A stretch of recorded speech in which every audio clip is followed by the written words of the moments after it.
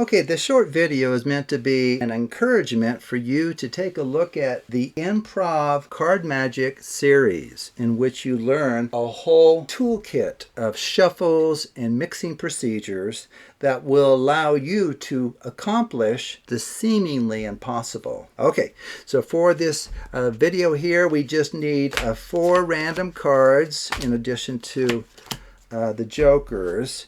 And so what we're going to do is I'm going to put the color joker face down on top, and then this black and white joker I'm going to have face up the whole time. And so your job is to try to track where the color joker is at any stage. Okay, and so I'll mix the cards a bit and then ask you where you think it is, and then we'll see if you're right. Okay, so right now I'm going to do a left-right shuffle. So if you have an eye on that joker, that would be very good to kind of not lose track of it at any point. Okay, I did a Charlier shuffle. From here we can do a Klondike shuffle. This is where you take the top and bottom off as one. We can deal out into 3 piles, random stacking from left to right or right to left. Okay. We can also do something called an even or odd up jaw. You strip those out, random stacked there. If you've heard of a Faro shuffle, it's kind of a fun one.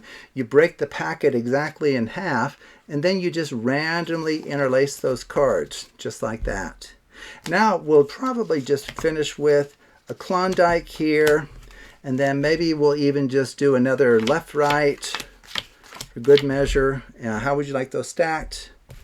Right on left? Okay, so have you kept track of where the other joker is? Where do you think that other joker is? Okay, so you have a 1 out of 5 chance of randomly guessing.